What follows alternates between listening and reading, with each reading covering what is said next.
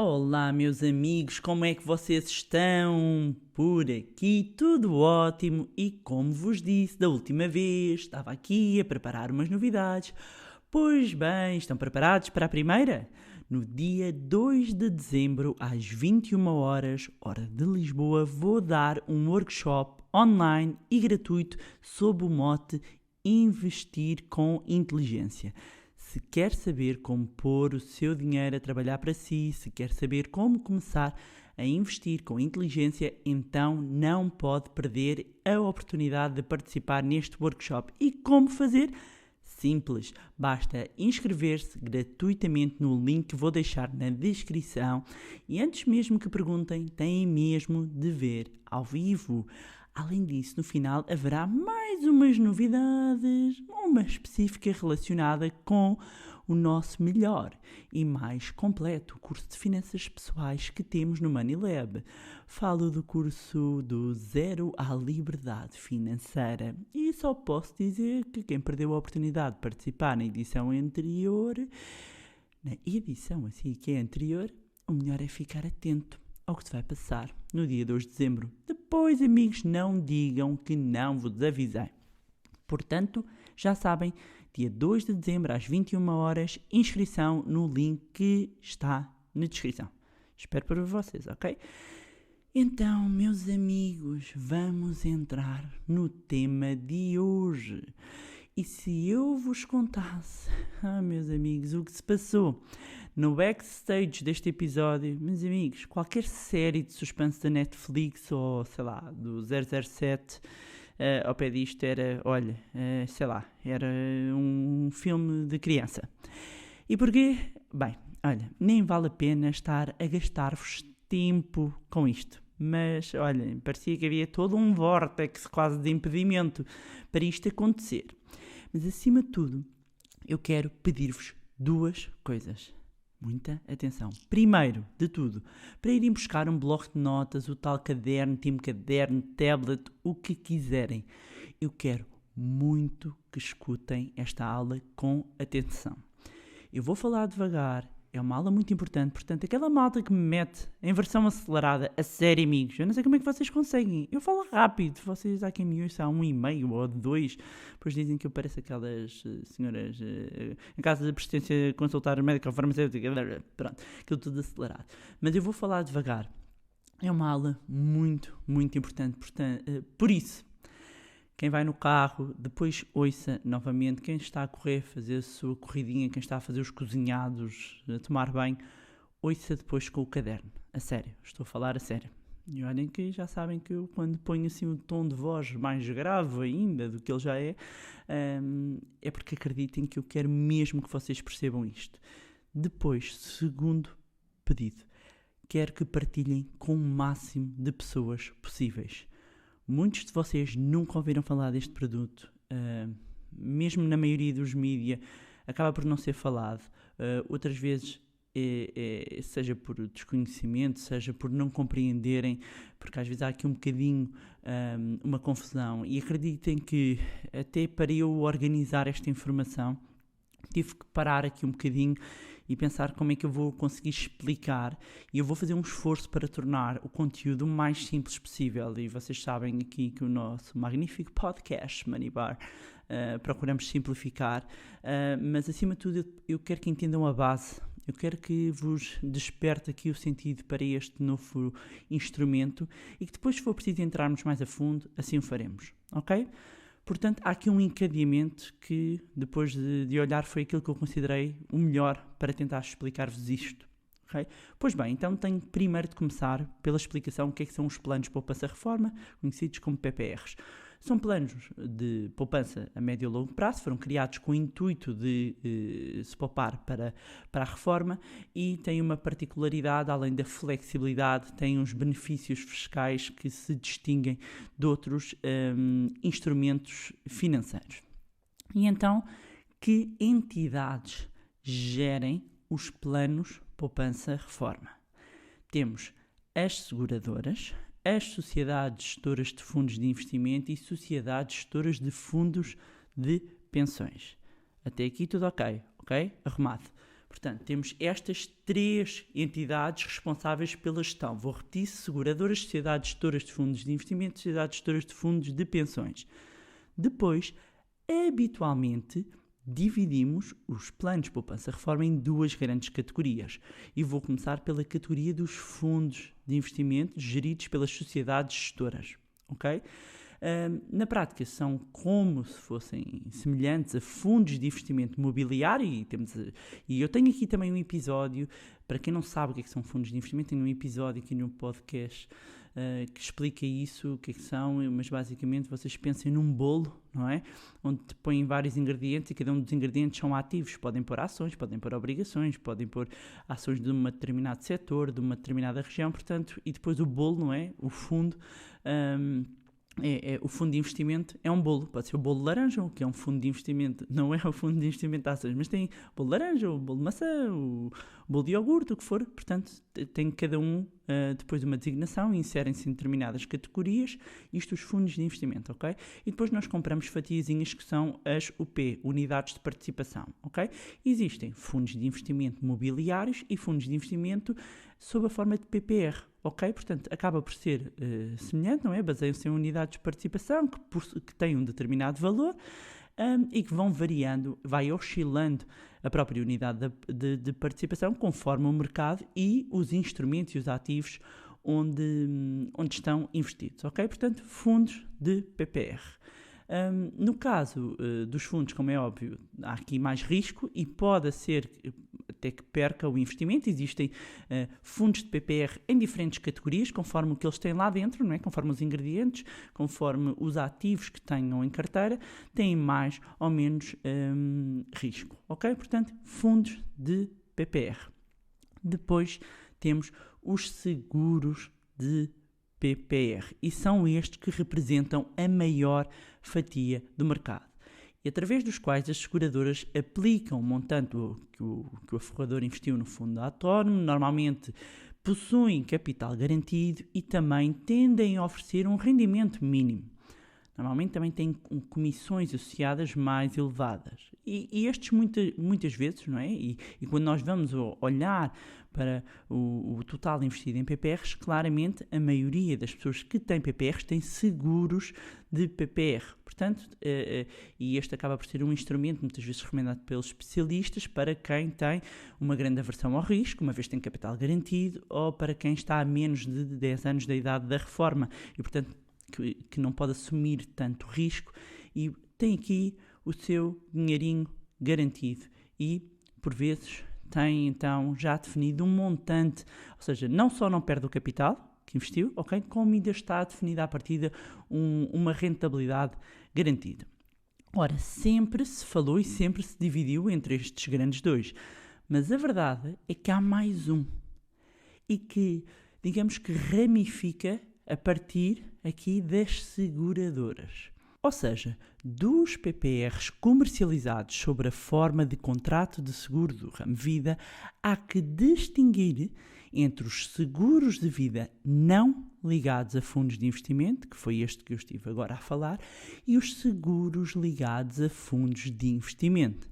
Portanto, o mais comum, com capital e rendimento garantido, são os não ligados.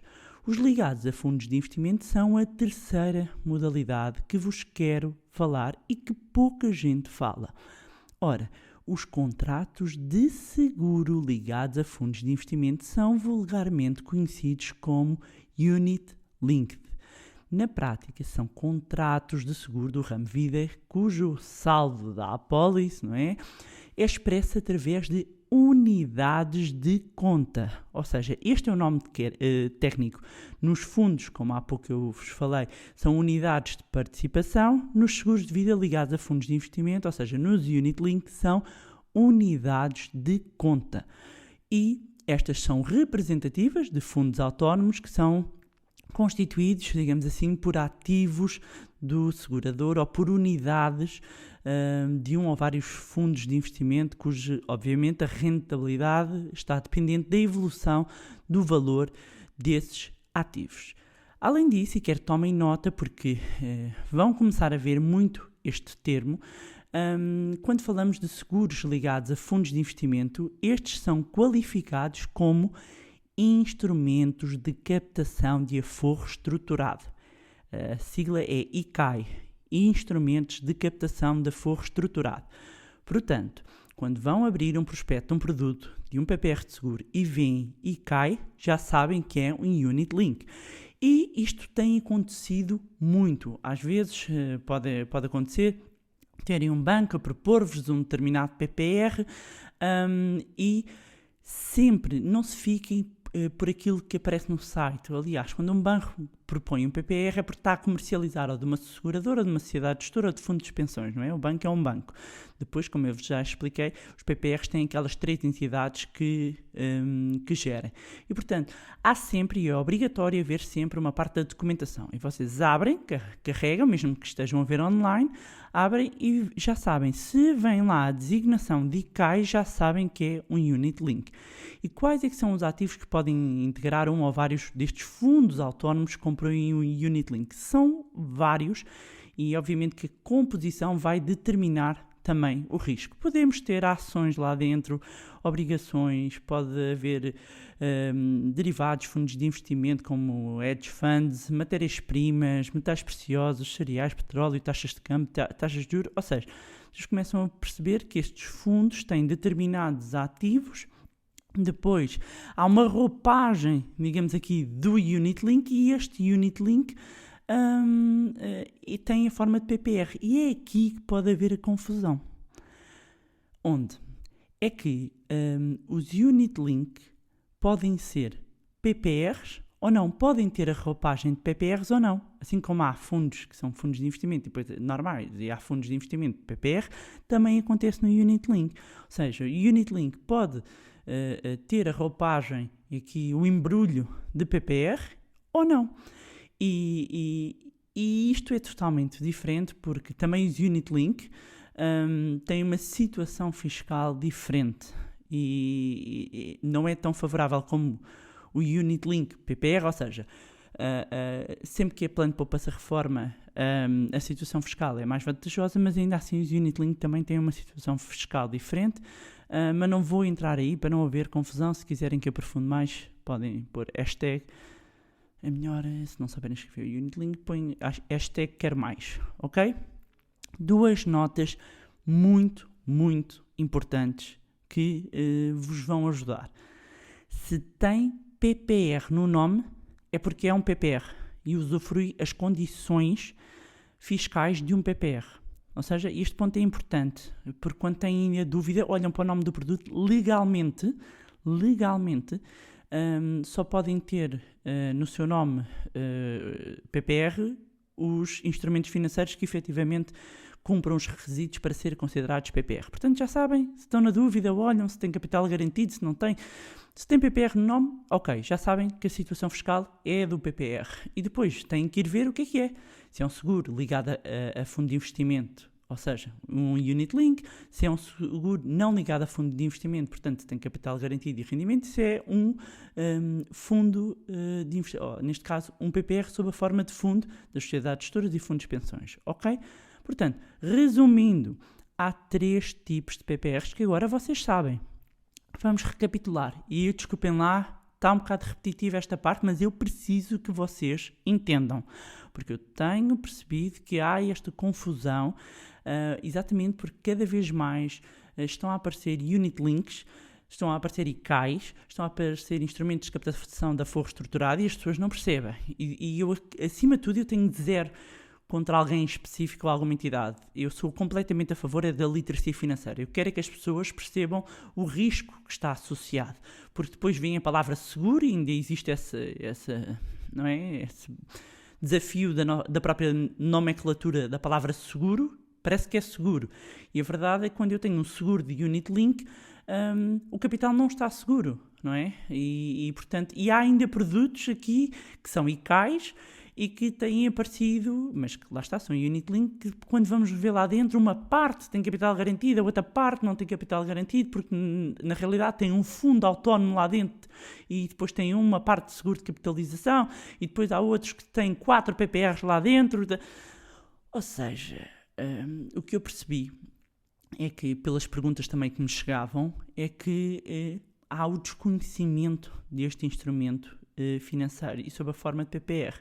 E que devido ao momento em que nós estamos a passar, e qual é que é o momento de taxas de juros historicamente baixas, vai ser cada vez mais difícil encontrarem PPRs com capital garantido e que, com remuneração garantida interessante. Vai ser cada vez mais difícil, porque tem a ver com a conjuntura. Portanto, as seguradoras acabam por encontrar uma alternativa através dos Unit Link, ou seja, através dos seguros de vida, mas ligados a fundos de investimento, ok? Só quero, acima de tudo, que quem esteja a ouvir este podcast e que passa às pessoas, perceba, então, estes 3 tipos de PPRs que existem. Agora vocês sabem que existem 3, ok? Pois, não se esqueçam de dizer que ouviram aqui. Ok, pessoas? Boa. Então, primeiro, temos dentro das seguradoras o mais comum não ligados a fundos de investimento e que tradicionalmente têm capital garantido, têm participação nos resultados. Ok? Como eu estava a dizer, vai ser cada vez mais difícil de encontrar boas opções destes. Depois, 2, dentro ainda das seguradoras, têm os fundos, têm os seguros ligados a fundos de investimento, ou seja, os Unit Link. Normalmente não têm capital garantido, o risco é do tomador do seguro e são conhecidos também como o ICAI, Instrumentos de Captação de Aforro Estruturado. Okay? Terceiro tipo de PPR, seguros sob a forma de fundo de investimento geridos pelas sociedades gestora e sociedades de fundos de pensões que não têm capital garantido e que podem ter diferentes tipos de riscos conforme os ativos que tenham em carteira. Ok? Case close. Epá, era isto que eu precisava. Vou aproveitar só para relembrar. Como é óbvio, os benefícios fiscais, que acaba por ser muitas vezes aquilo que mais atrai as pessoas para estes tipos de instrumentos, em que basicamente existem 2 tipos de benefícios fiscais. Temos os benefícios fiscais à entrada, que é a possibilidade que temos de deduzir uma parte do valor entregue à coleta, ou seja, é o benefício no IRS, e que é anual, é pelas entregas feitas anuais. Portanto, as entregas que são feitas em 2020, na altura em que estamos a gravar este podcast, até dia 31, vão depois poder ser deduzidas à coleta, dedução à coleta. Por falar nisso, para não haver aqui uma confusão, que às vezes há muitas confusões, eu recomendo que vão ao canal do YouTube do Money-Lab, e eu tenho lá uma entrevista.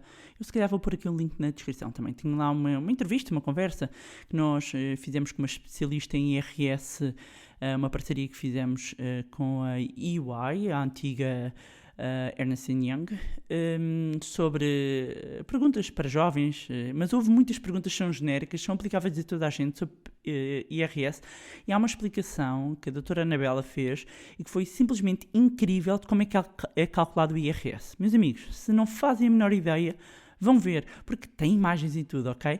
Eu vou pôr aqui, o link vai ajudar muito a perceber, porque eu acho que as pessoas, quando falamos de dedução à coleta, pensam que ok, vou receber isto. Não é, vou receber, entra para um cálculo que vai abater à coleta, portanto vai depender do valor que tem na coleta. E o que é a coleta? Pronto, não vou ocupar o podcast específico com este tema, vou recomendar que vejam. Então, para dizer, os montantes, pode-se fazer uma dedução de 20% até um determinado limite, para quem tem menos de 35 anos de idade. Portanto, o limite são 400 euros, para quem tem entre 35 e 50 anos de idade, 350, mais de 50, 300 euros. O que é que isto significa? Que pode fazer o investimento para a dedução máxima, ou seja, quem tem menos de 35 anos pode investir até 2.000 euros e o limite tem a 400. O que é que significa? Que se investir 2.500, o limite está nos 400 na mesma, ok? No caso de quem tem entre 35 e 50 anos, o investimento para a dedução máxima são 1.750 e para quem tem mais de 50 anos, 1.500 para ter a dedução limite de 300 euros. Depois temos os benefícios à saída.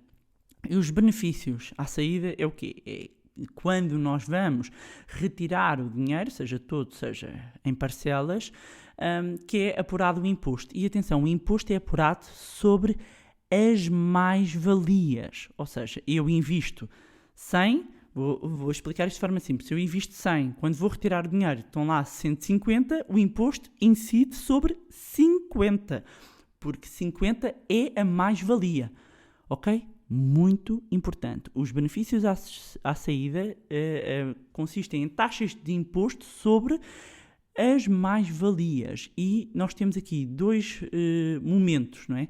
Temos as condições fora da lei e as condições dentro da lei. Já vou mencionar. Então, dentro das condições da lei, o imposto, a partir do 5º ano, é sempre de 8% sobre as mais-valias. Fora das condições da lei, porque às vezes existe aquele mito que não posso mexer. Pode, tem uma penalização. Até 5 anos. Tem 2, no fundo.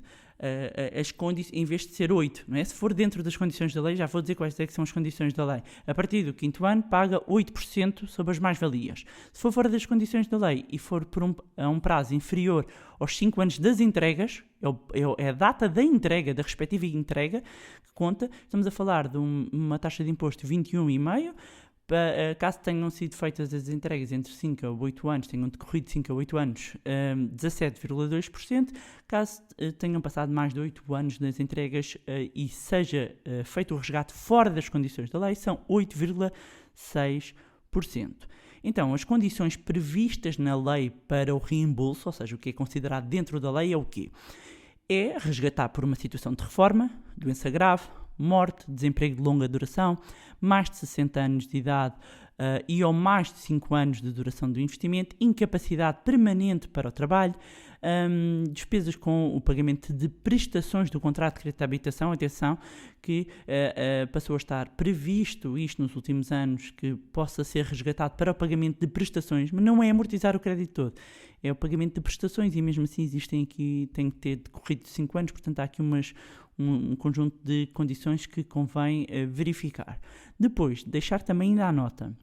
Até 31 de dezembro de 2020, os PPRs podem ser resgatados sem penalização até ao limite mensal do indexante de apoios sociais, desde que um dos membros do agregado familiar esteja numa situação de isolamento profilático ou de doença ou preste assistência a filhos ou a netos, tenha sido colocado em redução de período de trabalho ou suspensão de contrato, desemprego ou se encontre inscrito no IFP pelo menos desde 12 de março de 2020 e seja elegível para o apoio à redução da atividade económica de trabalhador independente ou ainda seja arrendatário de um contrato de prédio urbano para habitação própria até à data de 31 de março de 2020 e esteja a beneficiar do regime de diferimento de rendas. Ou seja, são estes uns conjuntos de alterações que foram feitas a propósito da pandemia.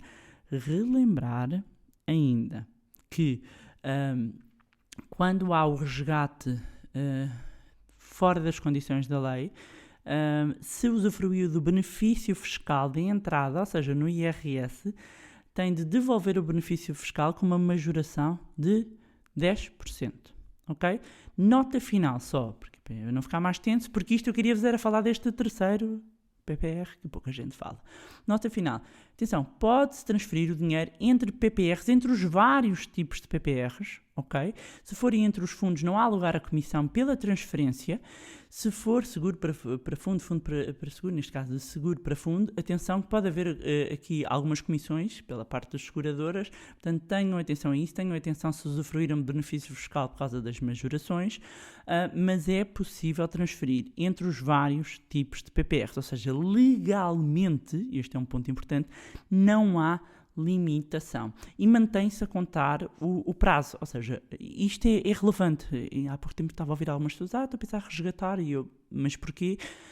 Porque é fazer um outro. Então, transfere o PPR, porque conta a data das entregas, e como há pouco eu vos estava a dizer, passando determinado prazo, ao final de 5 ou de 8 anos, de repente vai perder esse decorrer do prazo e vai começar a contar do zero. Portanto, tenham muita atenção a este ponto, ok? E pronto, era isto que tinha para vos trazer em mais um magnífico episódio do podcast de Finanças Pessoais Money Bar. Digam lá se vocês não adoram este podcast. Eu adoro, mas eu sou suspeita, não é? E já sabem, espero por vocês no workshop Investir com Inteligência, dia 2 de dezembro, às 21 horas. Inscrição gratuita no link que está na descrição. Enviem também para os amigos, para os familiares, sejam um agente de mudança e de influência à vossa volta. Aproveitar para reforçar e reiterar o meu agradecimento e carinho pelas vossas mensagens, partilhas, fotos, tudo. Fico mesmo profundamente grata por tudo. Já sabem que podem acompanhar o meu Facebook e Instagram, cujos links vou deixar na descrição, e juntarem-se ao nosso grupo de Telegram. Mais uma vez, não se esqueçam de subscrever o podcast onde estiverem a ouvir, deixarem lá uma avaliação no iTunes para que mais pessoas tenham acesso a conteúdos de literacia financeira. E se gostaram deste conteúdo, e certamente, meus amigos, vai ser útil a outras pessoas, portanto, spread the word, spread the podcast. Partilhem. Quanto a nós, encontramo-nos no próximo Money Bar.